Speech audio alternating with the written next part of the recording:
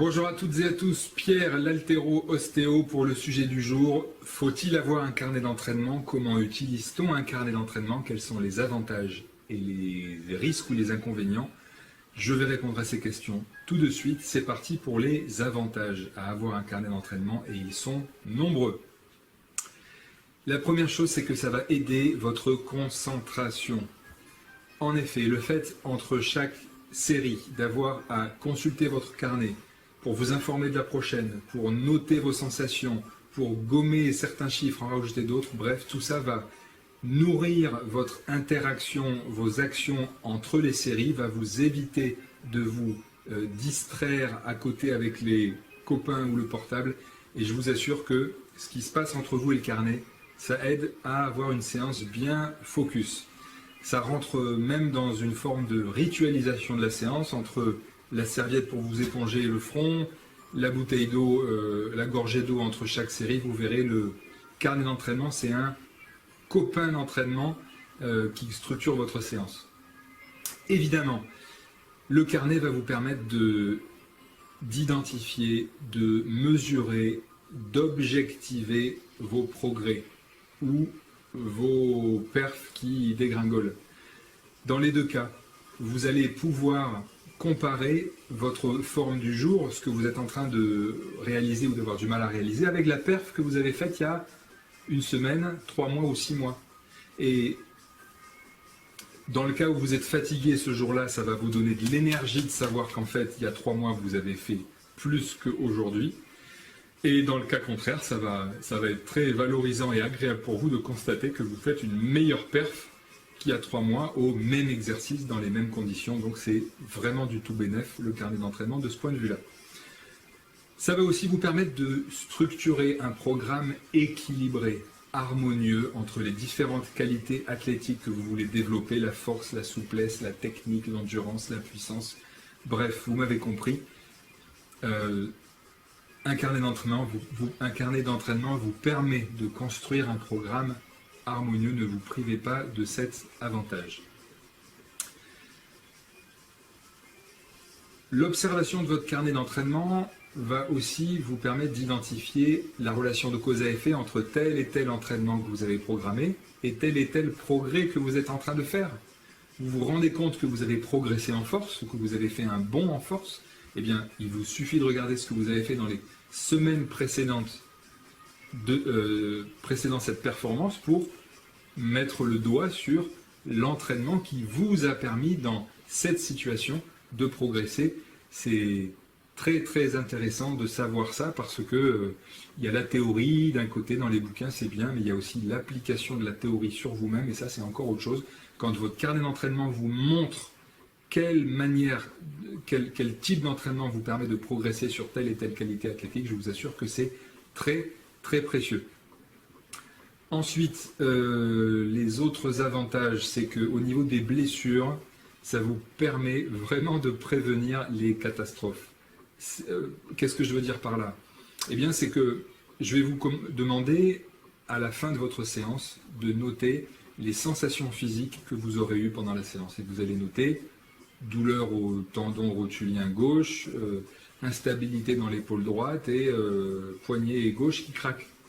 Eh bien, ces notes que vous allez parcourir de temps en temps, elles vont vous servir d'alarme, hein, de surveillance à blessure. Et évidemment, le jour où vous arrivez sur un squat lourd, sur un maxi en doublé au squat, ou sur de l'épaulé lourd et que vous vous rendez compte en feuilletant votre carnet d'entraînement que ça fait déjà 2 ou 3 séances que votre tendon rotulien il est douloureux, eh bien vous allez prendre toutes les précautions de strap, peut-être remettre l'entraînement à plus tard, que sais-je, en tout cas vous allez pouvoir tenir compte de cette douleur que sinon vous auriez peut-être oublié. Donc le carnet d'entraînement dans la prévention des blessures, c'est vraiment vraiment intéressant. Alors, enfin, dans la programmation de vos entraînements, quand vous construisez votre bloc de 6 semaines, 2 mois, pour atteindre tel ou tel objectif, et que vous construisez votre séance, vos séances sur le carnet d'entraînement, vous êtes déjà en train de les faire, vous êtes déjà en train de visualiser votre séance. Et quand vous consultez ça le dimanche soir pour préparer vos séances de la semaine, pour les visualiser, pour les anticiper, vous êtes aussi en train de faciliter la réussite de votre séance réelle, je vous assure. Si vous ne me croyez pas, faites-le et vous m'en direz des nouvelles. Hein, de savoir que le mercredi, vous avez une grosse séance de squat en négatif à 110% de votre maxi, eh bien, vous savez que c'est dur, vous savez que vous allez souffrir, alors ça vous met dans un état d'esprit qui est tout à fait favorable à la réalisation de cette performance, mieux que si vous appreniez 5 minutes avant de vous changer pour aller vous entraîner, que vous alliez avoir une grosse séance préparée par votre coach. Donc, dernier avantage, ça vous permet de visualiser et donc de préparer votre séance. Les risques du carnet d'entraînement. Il y en a peu, mais j'en ai quand même trouvé 2. C'est que ça peut vous obnubiler et vous faire être plus concentré sur les chiffres et la perf que sur la sensation. Hein, si vous avez des doublés à 120 au jeté à faire, eh bien, évidemment, le danger, c'est d'être trop concentré sur le fait de réaliser ces doublés et de plus être trop dans ses appuis, dans son mouvement, dans sa gestuelle. Bon, je crois en fait que si vous en êtes là à construire un carnet d'entraînement, vous êtes déjà suffisamment motivé pour, en tout cas c'est mon expérience, vous remettre dans la sensation dès que vous avez lâché le carnet d'entraînement. L'autre risque, c'est que vous puissiez manquer de créativité dans la construction de votre séance.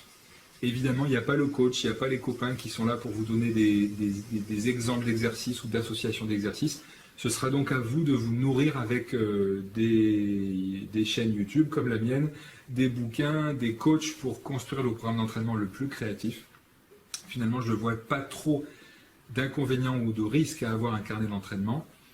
Et s'il y a 3 populations de gens à qui je le recommande fortement, c'est les débutants, ceux qui ont un gros objectif en termes de compétition et même les athlètes intermédiaires.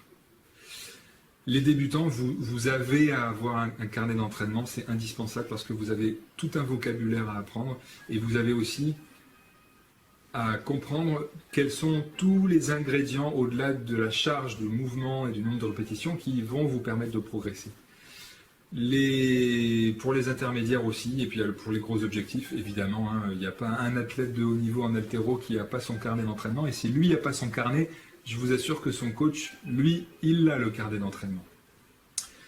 Enfin, le carnet d'entraînement lui-même, comment le choisir et comment l'utiliser. Je vous montre le mien, et la première chose que vous voyez, c'est que la couverture est rigide, parce qu'une fois que vous l'aurez jeté 150 fois dans votre sac de sport et dans votre coffre, eh bien vous serez content d'avoir une couverture rigide. Le format, c'est un format A5, la moitié d'un A4. Je trouve que c'est ni trop grand ni trop petit, c'est parfait. Je vous montre comment il est rempli, ou peu rempli plutôt. Voilà un exemple que j'ai pris au hasard. Je ne sais pas si vous voyez, oui, voilà, là vous devez voir. J'ai construit ma séance avec 2-3 exercices et j'ai marqué en bas de ma séance, stop, douleur quadriceps droit car pas échauffé. Hein. Vous voyez l'illustration de ce que je vous disais tout à l'heure. Donc maintenant, je vous montre autre chose, c'est ça. Voilà un exemple de comment je note les séries et les répétitions. En haut, bien sûr, squat, c'est l'exercice. Ici, 80, c'est la charge, 80 kg fois 2 reps, fois 5 reps. Ensuite, une deuxième série 80 kg, 5 reps, et une troisième série 100 kg, 3 reps.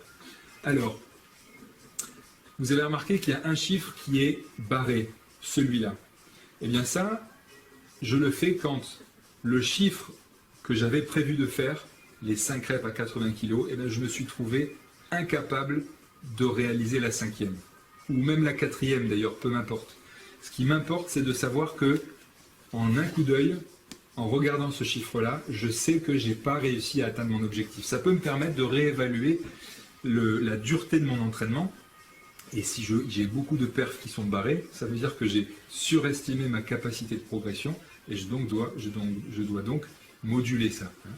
Et enfin, l'autre perf, celle-là, vous l'avez vu, elle est entourée, 100 kg au squat sur 3 reps, eh bien, j'entoure un chiffre comme ça, quand c'est la première fois que je viens de réaliser le mouvement, cette performance.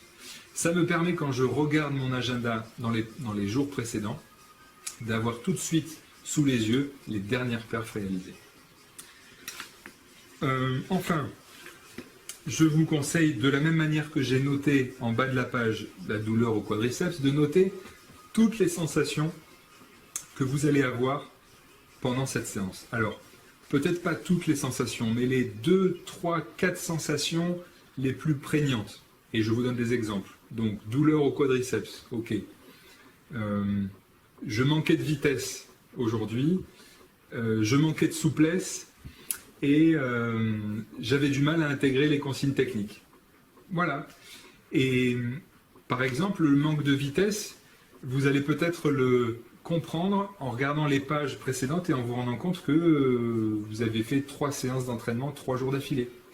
Ou que la séance d'avant, vous aviez marqué que vous aviez un déficit de sommeil et que vous étiez arrivé fatigué à la séance. Bref, vous avez compris. Le rôle de ce carnet d'entraînement, c'est d'être votre coach là qui serait sur votre épaule en permanence et qui serait là pour vous rappeler que vos performances, elles se construisent à la salle, mais elles se construisent aussi en dehors de la salle. Dans les annotations possibles, je vous propose aussi d'écrire ce que vous avez mangé, plutôt les compléments que vous êtes en train de prendre, créatine, protéines, que sais-je, le café que vous avez pris ou pas avant l'entraînement. Au niveau du carnet aussi, je vous suggère de faire une page, un entraînement. Et quand vous ne vous entraînez pas, vous ne marquez rien sur la page, comme là, vous voyez. Ce jour-là, je ne me suis pas entraîné, et ce jour-là, je me suis entraîné. Ça permet en un coup d'œil, quand vous ouvrez votre carnet, de bien visualiser le nombre de jours de repos que vous avez derrière vous, et ça peut vous permettre de doser la quantité d'énergie que vous allez mettre dans l'entraînement du jour. Est-ce que j'oublie quelque chose? Oui, absolument. En début ou en fin de carnet, je vous suggère fortement de dédier une page aux principaux exercices de force, de technique et de semi-technique en haltéro ou en culturisme.